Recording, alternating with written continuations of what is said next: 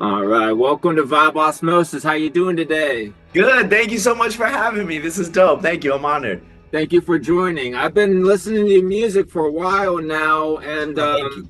I've always really liked your energy and what you bring to like the different kinds of style of music. And I was kind of wondering right off the rip, like how'd you come up with your name?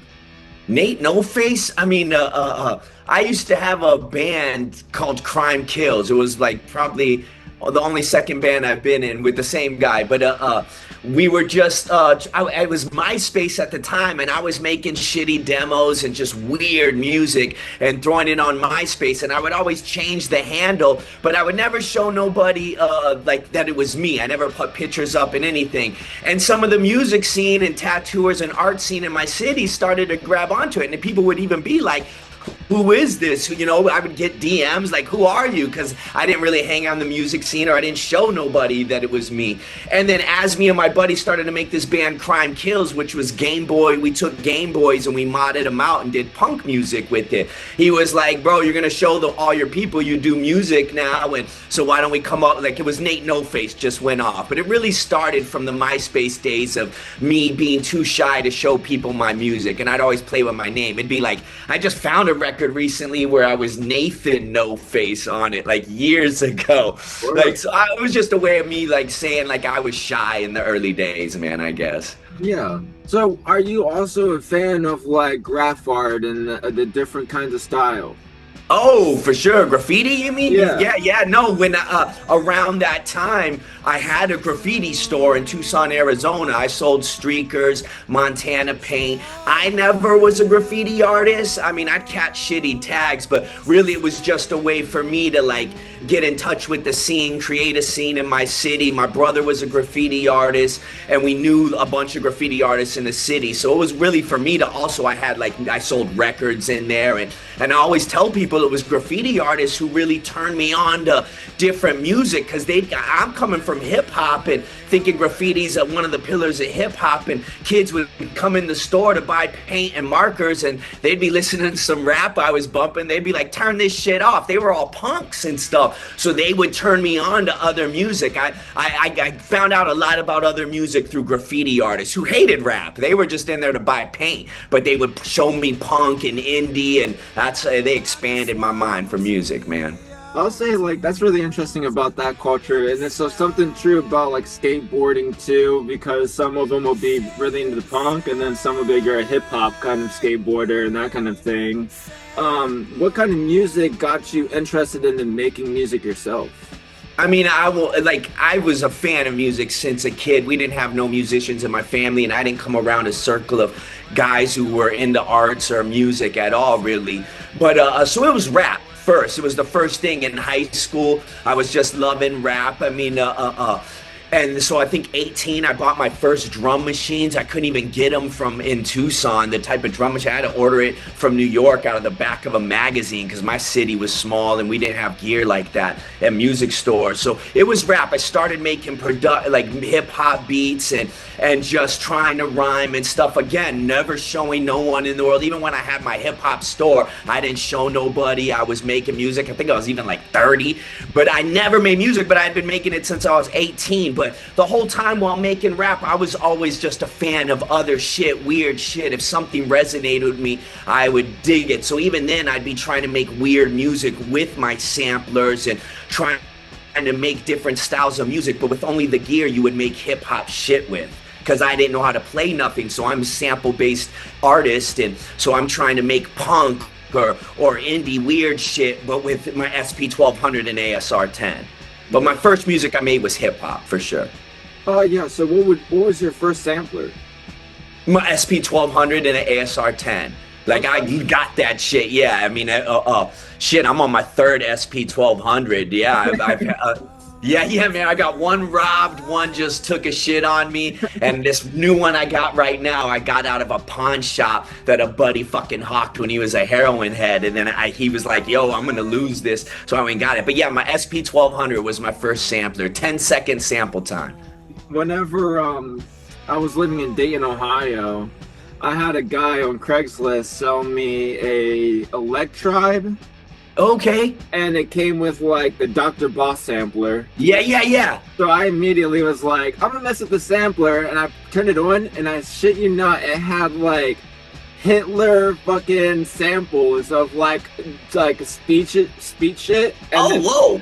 and then chopped up beats. So I was like, this guy. Whoa, that's fucking, who owns that shit? That shit's bugged, man. Yeah. He even be using Hitler with rap, but yeah, that's what, or just beats, yeah. I immediately was kind of like, for real? That's what I think it was? And then I like looked into it, and I was like, wow, that's really some guy just like left that on the sampler. No wonder. Yeah, exactly. Wild, man. No, I love sampling. I love sample-based music, man. Chopping it up, doing weird shit to make it your own.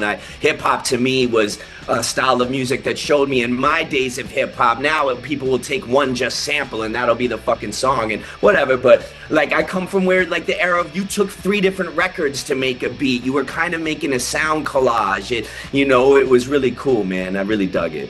So this is one of the classic vibe osmosis questions. This one is, if you had a time machine, would you go forwards or backwards?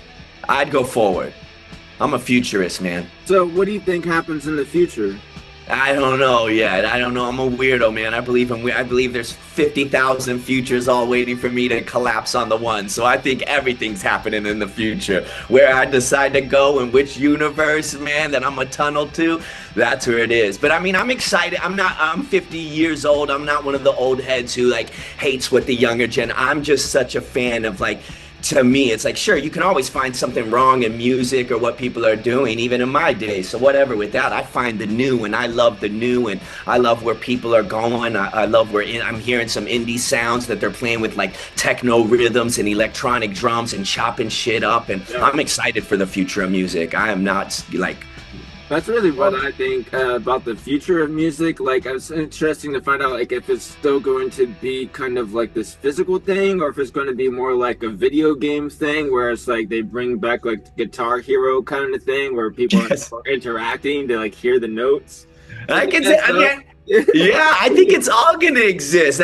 When people get mad that, oh, this is dying, and I'm saying nothing's dying, man. There's still people buying records and enjoying physical. It's just maybe the pockets become smaller, and yes, it's harder to survive when pockets become smaller, but it's like nothing dies, man. Just everything exists at once, and you can go enjoy all of it, man. This is also an essential vibe osmosis question. So if you were stranded on an island but could only take one thing with you, what would you bring? Shit, man. I was gonna say, well, my laptop. I'm trying to think of one machine I can create tons of different things in, but I would also need power. So is there power on the island? I don't know. There can be power. Okay, because I'm like, well, then I get a generator, but that's 2 things. But yeah, it'd be some type of musical instrument. If there was no power, honestly, a guitar. And I can't even play, but it's an acoustic thing. You get percussion and melody out of it. So. Oh yeah, to get back to your music, I really like your music videos, and I kind of wondered. I seen like on some of the ones you say like it's done by us and that kind of thing. So you kind of have these friends or people that you meet that you like collaborate to make videos with?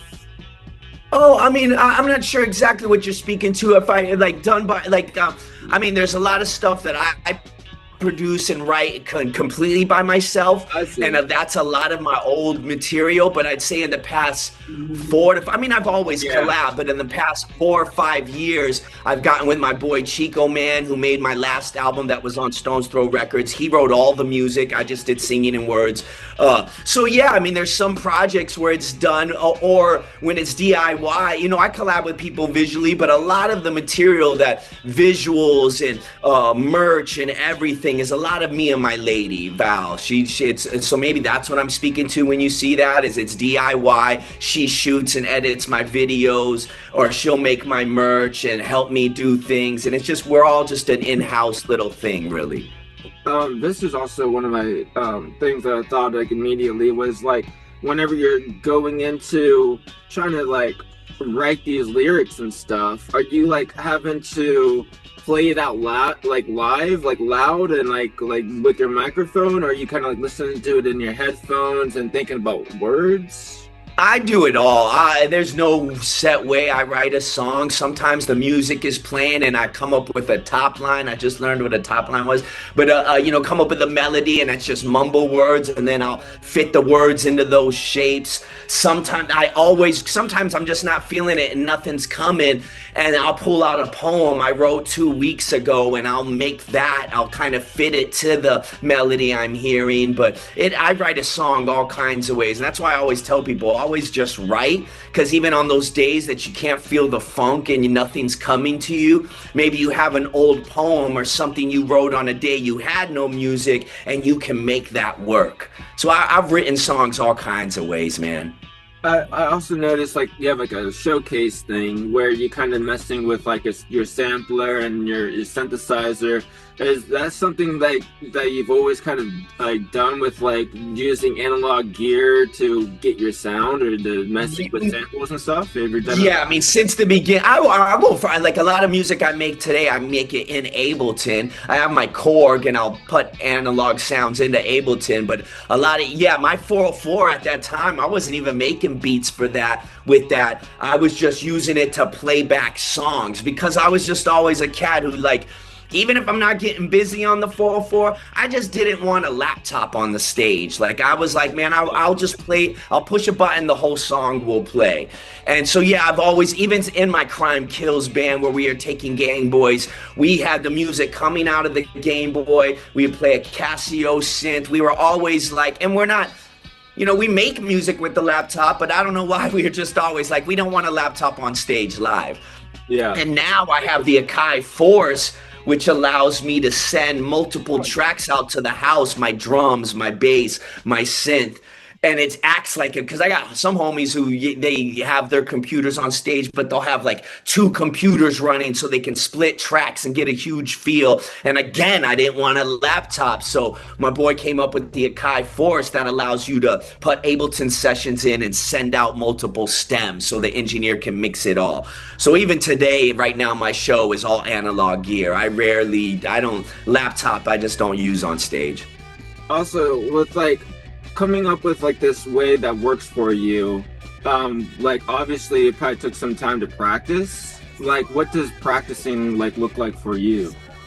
I just every day messing around, like, cause I don't even know how to play chords, or I'll land them or find them. I fuck around, but me today practicing is just every day fucking around. Like even there's some days people ask like, how do you do it every day? Don't you get in ruts? And it's like, nah, cause when I say I fuck around every day, it's not maybe I'm writing a song every day, but every day I come in here, listen to songs I've written, hook up weird machines, try to get weird things, run synthesizers into distortion pedals, just do weird shit to just fuck around. Then all of a sudden if a song comes, it doesn't. And at the end, if all I did was make a bunch of noise for the day and nothing was tracked, then that was practice to me. Like, you know what I mean? And then sometimes I will, like I got a tour coming up with Horror, so I will get my set ready for my live show, have my 40 minutes already laid out, and then I'll run through it here in my fucking bedroom. I'll play the synth and I'll do my set and practice for live. Also, I guess with music right now, what's some music that's been inspiring you to create? Oh shit, man, there's a lot of dope bands. I think it's Persona 78. I'd have to fucking see, but Persona 78, if that's right, they just got this jock rock album I'm loving right now. Oh, yeah. But I mean everything. I always get inspired. John Mouse just dropped a new album. I constantly get people just always excite me, and there's tons of new bands that I was listening to even when I work out every morning, Sex Mask or Sex Mex, and there's just I love what everyone's doing. I'm loving Ear right now. They're really dope. But just all kinds of stuff. It just everything excites me, man. With this tour that's coming up, is this also something that you're preparing to have like other people on board? Like you do like visual projections and that kind of crazy stuff I see. Yeah, but no, that's just my girl. She does all my visuals. She edits everything. The entourage on tour is just me and my lady. She'll sell my merch. She'll give the people the visuals to run. She's like basically my tour manager. If we're doing a bigger thing, I will bring my boy Chico Man to play guitar and run more synths for me. But this tour, it's just gonna be me and my lady, and we're just running with, I'm the opener. It's with the band Horror, H-O-9-9-0-9. So they're my homies, been my homies for years. So really excited for this one. It's a bus tour in Europe, and it's smaller venues, and I feel like that's how I get better. Like, you know, I did that tour with Limp Bizkit in Europe, and it's huge stadiums, and I'm very grateful, and I earned some fans. But I feel like my type of music and my vibe, you get better in a small fucking club. So I'm really excited to play in these small 500 cap rooms where it's just, it can be really rowdy and sweaty. I dig it. That was gonna lead me up to the next question about where's like the favorite place you've ever played at. Gosh, man, I don't know. I love the Lodge Room here in LA. I loved El Rey recently. I mean, anything with a good system, man. But I can't ever tell, because I've had shitty sound systems and great shows, and great sound systems and shitty shows. So I've literally played DIY punk parties where I put my SP404 into a guitar cabinet, and that was my speaker, and it was one of the rowdiest fun shows ever. So I never fucking know. Oh yeah, is there a dream place, like a place you gotta play at or you haven't played at and you really want to? I'd love to play Red Rocks, Denver. I heard that's all spiritual and vibey. I dig that. I've been there, and I've never been there for a show, but I've heard. Me neither. Yeah, okay. I've never been. Actually, I just got invited to do a feature with a band that I got one verse on one of their songs, and they're like, bro, we're playing Red Rocks if you want to come do your feature.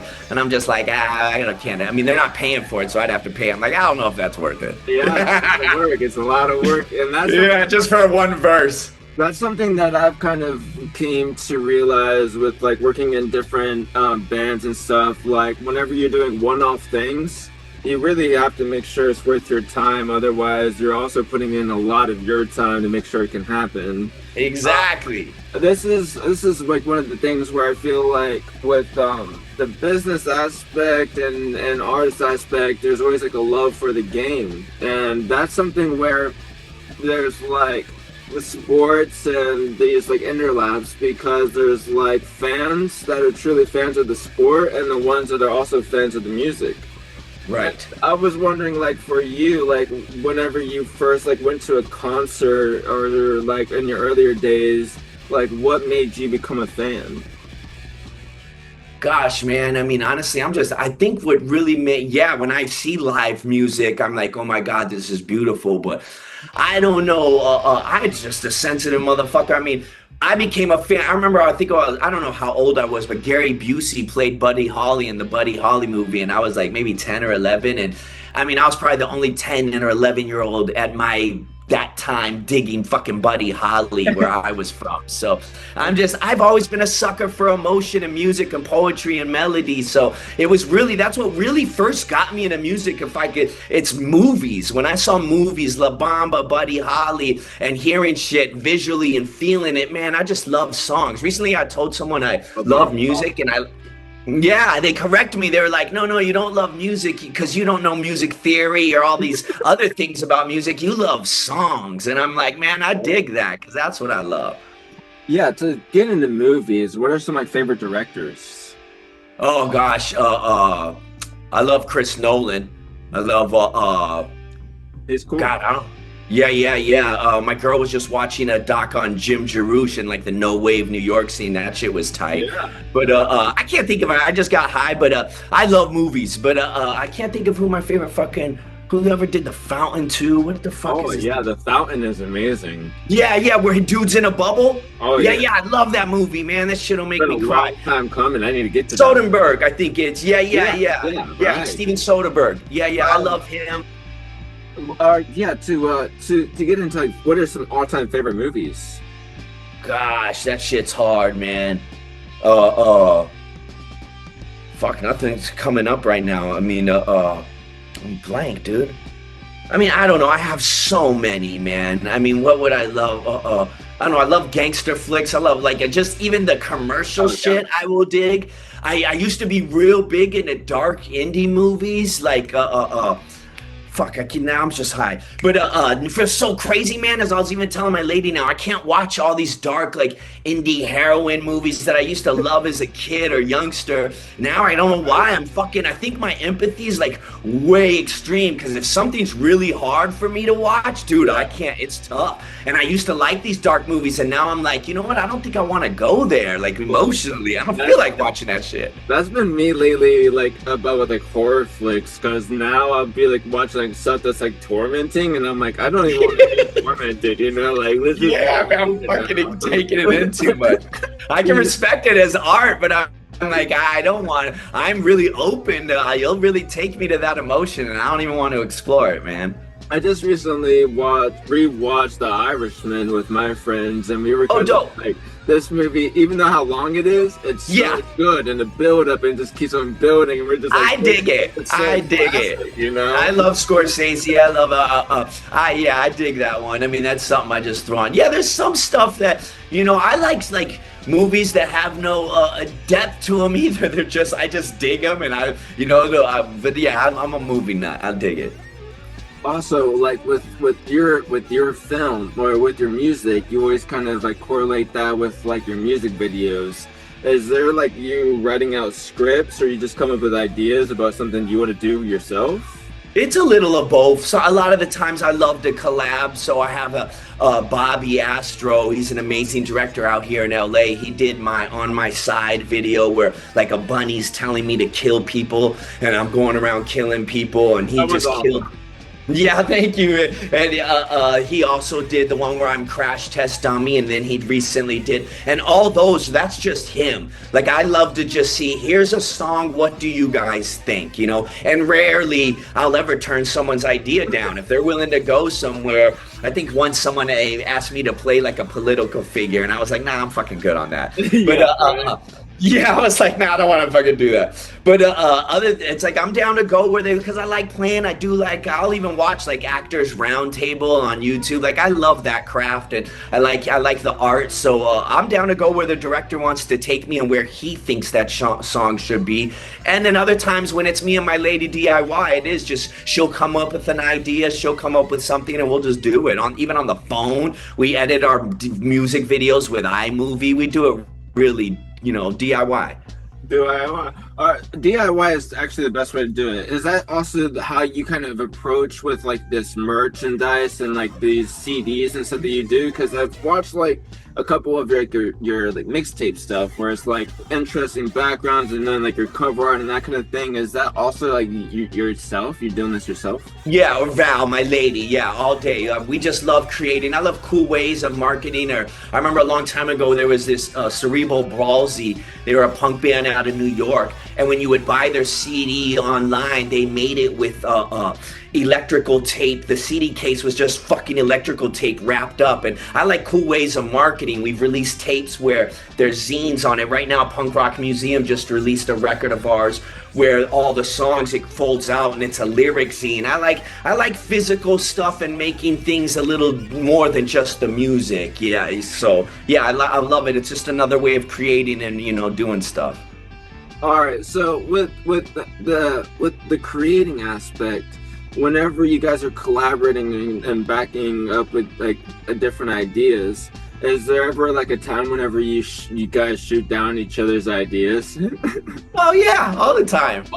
Yeah. I mean, or it won't even be me and Val kind of so in the zone that we know she knows what I don't like, I know what she don't like, and and if I do come up with an idea where she's like, yeah, I always go off of, even when I work with other artists musically, I always want someone to be excited about it. So if I have an idea that you're not excited about, or you're not like, then let me just go make it on my own, and you don't need to be a part of it, but I still got to do it. So even when I give producers songs to flesh up and make bigger or work on my album, like I'm having an album produced by someone right now, I do all the demos, and I'll be like, here's 30 demos, you pick the 10. I'm not going to give you the 10 I want you to produce. I want you to pick them because I want you to love them. I love them all. So I won't get mad if something doesn't make your batch. I'll just put it out later. So I don't really conflict. Like if someone doesn't want to do an idea, I'm trying, I'll just go do it on my own. I never. To get into like your music aspect, like you do have a really interesting sound and Thank you. you work with interesting people. So like do you ever kind of say, hey, like I'm glad you like send me, I think that I could do this, but I'm gonna like say no to this track and do this other one? Like how do you kind of choose which songs you're on board with? Oh, like if someone sends me an instrumental of their own work, Yeah. I mean that's tough for me because I know I do sing, scream, I'll rap, I'll do anything. I don't give a shit. And it all comes from the heart. But sometimes I do so much that when someone will send me a track, I don't know what Nate they want on it. I may hear me screaming on it and they may hear me singing on it. So I don't, it is tough to collab and I don't collab that much. Uh, uh, and that's I've just recently, as far as my own sound, just recently, like I dream all of my songs bigger. I dream when I'm running my shitty synth into my shitty distortion pedal, it's me trying to mimic a guitar. And then that's what creates my sound is me trying to fake a guitar. And I went to this producer recently and I was like, bro, I really want this song to be a guitar. I want my shitty drums to be real drums. And he kind of stopped me and schooled me. He's like, bro, what makes your shit dope is it is that sound. We could flesh it up and make it this big thing and make it sound like a band. And now it's kind of lost its coolness, its vibeness, because that same song overproduced kind of becomes shitty where when it's lo-fi and fucked up, that's the heart of it. So that's really careful for me is when I'm getting something produced that I already did, that I don't lose the soul or the essence of what I was doing. That's I feel like really hard for some artists to kind of coherently follow through with. Like there's some bands like in my mind I'm thinking is like the Beatles who will make like a studio record, but then whenever it comes to the studio record is perfection, and then they go out and play it live and it has like the live feel aspect. Right. And there's ever been like a moment for you whenever you're making something where you're like, oh, well, I could take this to some other people and it could be the live band thing again? Like, Exactly, and that's what my homie was putting me on when he started changing my song too much, and I was like, bro, I'm not fucking feeling this, and he was like, bro, just roll with it. Why can't there be multiple versions? Why can't there be a live version? Why can't there be this? Why can't like fuck? I always get in my head that there's rules, and he's like, bro, why can't we have 3 different versions? Fuck it. So now I try not to get too attached to trying to let the ego go and not get too attached to my ideas, so see where someone else wants to take it. But I mean, like I said, to me, I've learned now that a cool song, one of my favorite artists was Cody Chestnut, and I always bring this up. He did the Headphone Masterpiece. That album's one of my favorite albums ever. He made it in the basement of his mom's, or his mom's basement. And then when he started blowing up because he did the collab with the Roots and started, next thing you know, his songs started getting really produced, and now they were in big studios. And those same cool melodies were now like fucking Disney songs. And it's like, so it's like to me a Daniel Johnston or this really heartfelt, beautiful thing fucked up is if that gets overproduced and now you bring in a bass player and you bring in this and someone's soloing on it. Now it's just something fucking wrong, man. I don't know. yeah. It's me.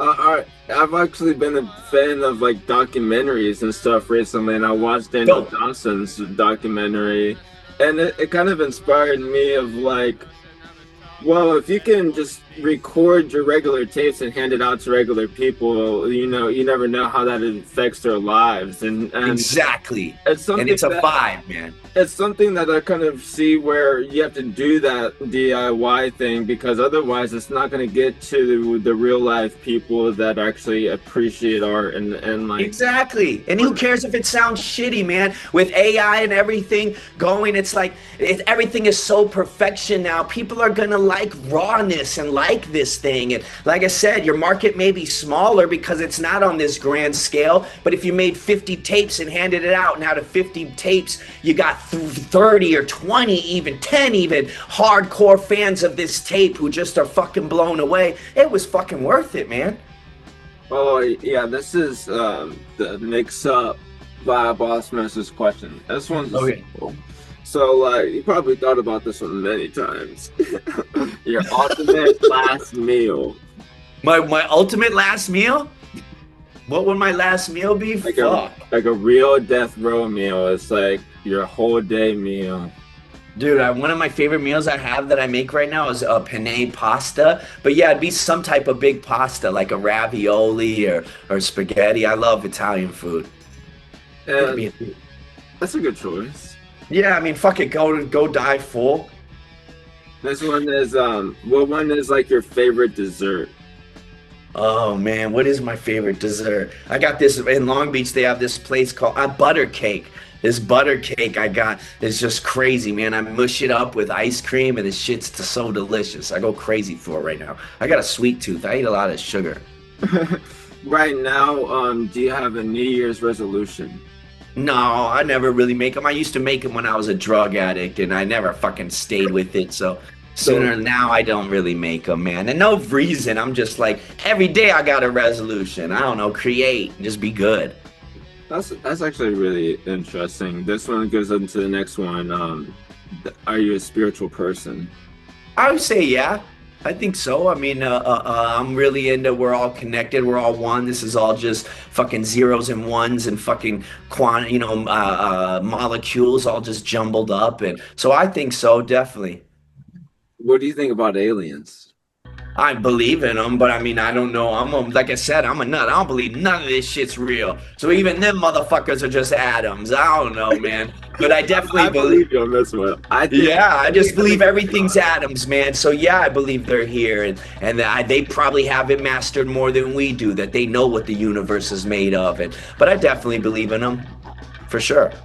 Whenever it comes to making music right now, like, is there a certain kind of vibe that you're kind of setting yourself to, or do you kind of let yourself like just create songs and then see which songs are good to you? That's exactly what I do. I'll set out, I'll come in today and be like, I want to make a punk song. The next thing I know, I have a boom bap rap beat. Like, I don't ever know what I'm, very rare. And I wish I was better at visualizing. And I was talking to a producer the other day, and he even was like, yeah, I visualize what I want to do. I think of the elements, and he's the man. But the way he worked, I was just like, damn, that's nothing like me. I just come in, play around. I'll set one thing, but then I'll go wherever I'm going, man. So, but I don't know how to, I always tell people I don't know how to make albums. I just write every song as its own universe. And someone once told me it's why I never get a record deal, because while I was being forced to make the record they wanted, all of a sudden I take a left and go do something else. Like, I could be making a punk album, and then all of a sudden if I get into acoustic guitar vibe, the next 6 songs are all acoustic guitars. Like, I go wherever. That's why I even tell people when they ask me to collab, I'm like, please don't have a time frame on this, because I can do something in 5 minutes or 5 weeks. I just literally go off of emotion, like how I'm feeling at that moment. And it scares me to work with other big dogs or get invited. I've been invited to some studio sessions, and I'm like, I get really anxiety. Like, yo, what if nothing comes during that session? Like, what if I just got us all waiting there? Because I really go off of just vibe, man. Some days I can write 5 songs in one. Sometimes 3 days go by with writing nothing. I don't know. This one's interesting. If you could have dinner with 3 people that are alive or dead, who would you choose? Jeez, Einstein. Huh? Einstein.